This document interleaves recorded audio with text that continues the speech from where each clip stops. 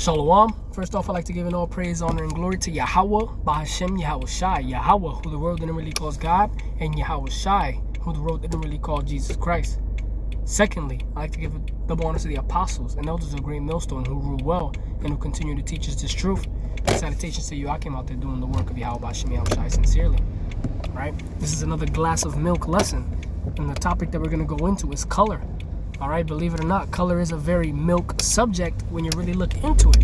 Why? Because you can debunk this idea that the angels and all the men of the Lord were so-called white men by just reading the scriptures and putting it into context. All right. Now, what I have here is a picture of someone who has leprosy. All right. And you can see that this person is a so-called black man, right? But he has blotches of skin where he has no melanin.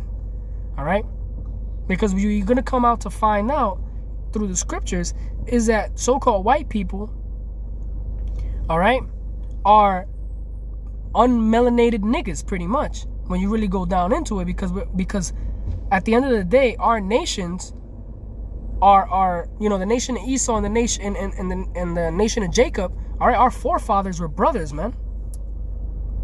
It's just Esau went to the wayside, man. And ultimately, it's not even that he went to the wayside. He just wasn't chosen. He just wasn't chosen. It's that simple. All right? So we're going to go into a few color scriptures. We're not going to go into the whole Jacob and Esau thing. That's going to be for another lesson. But we're going to go into color in general and how the Bible describes these things. All right?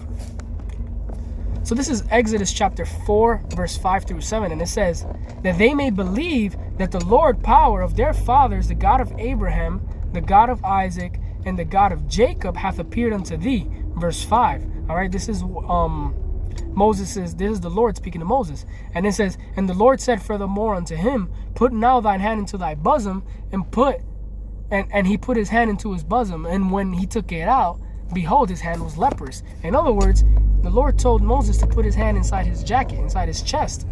All right. This bosom, I think, represents the chest area. And he said, put your hand in there. And when he pulled it out, it was leprous. Now, let's see what they describe this leprosy as, man. Because using the logic, the convention from the world is that everyone from the Bible are so-called white people. And you can say, oh, no one ever said that. Well, it's all in the movies and it's all in the churches. So what we see on TV and what we see in the churches is typically going to be what people consider to be the truth. All right? And it says, and he put his hand into his bosom, and when he took it out, behold, his hand was leprous as snow. All right? And what's the color of snow? Well, logically, the color of snow is white. When it comes down from the floor and it's undisturbed and untouched, snow is white. Now, why would the scriptures say that his hand was leprous as snow if these are white people? It doesn't make sense.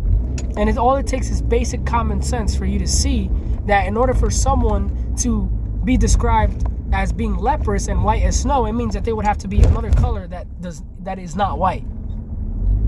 All right? And it turns out that the nation of Israel, all right, you so-called Negroes, Latinos, Native Americans, and Indians, man, you're a nation that spans in different shades, man. Different shades of brown. But to say that the men of the Lord, the angels, and anything that has to do with the Bible is of white people is completely distasteful and just completely wrong. It doesn't even make any sense. It says, and he said, put thine hand into thy bosom again, and he put his hand into his bosom again and plucked out of his bosom, and behold, it was turned again as his other flesh. And what's that other flesh? Well, that other flesh was his dark skin, man. Or his not white skin. All right? But we know through the scriptures, all right, that the nation of Israel was a dark-colored people, man. Yes, they were different shades of brown, but they were brown nonetheless, man. This is Numbers 12 and 9 through 10, and it says, and the anger of the Lord was kindled against him, and he departed. All right, so basically what's going on in this scene is that was it Miriam and Aaron, I believe, were mocking Moses because he had married an Ethiopian woman. All right, he had taken an Ethiopian woman as his wife, and they were clamoring about him. They were gossiping about him. And it said, and the anger of the Lord was kindled against him, and he departed. And the cloud departed from off the tabernacle, and behold, Miriam became leprous, white as snow. So same idea. All right, this idea that someone becomes leprous, and when they become leprous, they become white as snow, is not an exclusive idea to the scriptures. It's not an exclusive idea to the scriptures, man. This is something that is known, that when someone of dark skin is considered to have leprosy, they have blotches. They have white-skinned blotches where they're missing melanin. All right? There's some people who are called albinos, and they are completely lacking melanin in their skin. But they are still considered, they have the features of the so-called black man or so-called black woman or so-called Hispanic or Native American woman, depending on, wherever they are from. It says, and the cloud departed from the tabernacle, and behold, Miriam became leprous, white as snow, and Aaron looked upon Miriam, and behold, she was leprous. All right, so same idea. She was leprous. The Lord changed her pigment, man. The Lord made her white.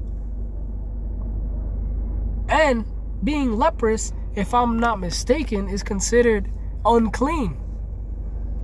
So for the Lord to do that, it had to be something like, he was showing her, he was teaching her a lesson. Ultimately, the Lord was teaching Miriam a lesson, man. Because that color, man. The so-called white man does not want you to know that the people of the Bible, when you speak of the greats, all right, all the men of the Bible were great. But the ones that people associate with the most, like Samson, who slew 10,000 men, I believe, or 1,000 men. All right, like Samson, like King David, all right, who slew many. All right, like Yahushua, man, who died, who was a literal God on earth and humbled himself to become a sacrifice for his people, man. If the so-called white man knew, if the so-called white man let you know or put it out there exclusively and let you know, hey, look, you're the people of the Lord, the so-called white man's in the system will crumble, man. If they actually told us and we believed, because that's the other thing, man. Ultimately, the Lord holds the key into who understands it, who gets it, and who doesn't, man. This is Revelation chapter 1, verse 13 through 15, and it says, and in the midst of the 7 candlesticks, one like unto the Son of Man, clothed with a garment down to the foot, and girt about the paps with a golden girdle. All right, this is a description of what Yahushua was wearing in this vision. All right, this is what he was wearing, man. He was wearing a green, I believe, he was wearing a garment down to the foot, all right, with a girdle, with a golden girdle. It said his head and his hairs were white as wool, were white like wool, as white as snow. All right, so the hair, it was woolly. All right, it was white like wool. All right, and it was white like snow. It was woolly white hair. And it says his head and his hairs were white like wool and as white as snow, and his eyes were as a flame of fire, right? Because the Lord, he drank wine. He was a wine bibber. He drank wine, man. And it says, and his feet like unto fine brass, as if they burned in a furnace. All right, so his feet, all right, were as a fine brass, as if they burned in a furnace. All right, brass is a dark colored metal. All right, but it said it was like if it were burned in a furnace. All right, so when you burn anything, what color is it? When you burn anything, you are making it effectively very dark. And that's exactly what it's describing. It's describing a dark man with woolly white hair. That's what the scriptures are describing right here. Which is the complete opposite of what the churches teach and of what the so-called white man perpetuates in his Renaissance art, man.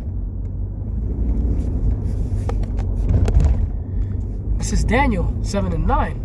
And it says, and I beheld till the thrones were cast down, and the Ancient of Days did sit, whose garment was white as snow, and the hairs of his head like a pure wool.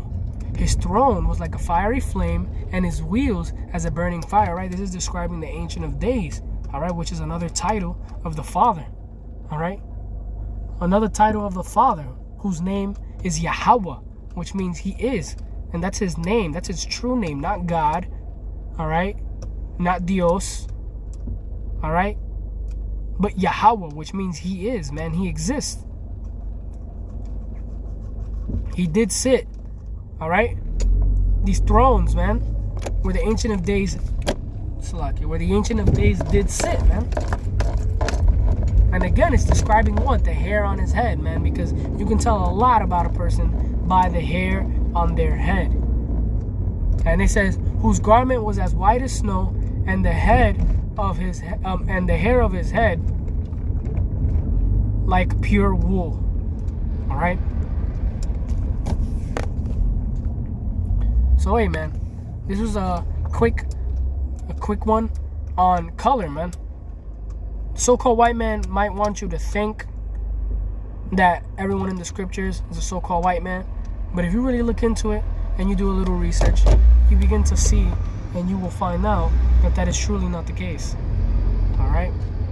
So yeah, I like to give an all praises, honor, and glory to Yahweh Bashim Yahweh Shai, number one to the apostles and those who great millstone of the world. Well, all right. Salutations to the hopeful elect.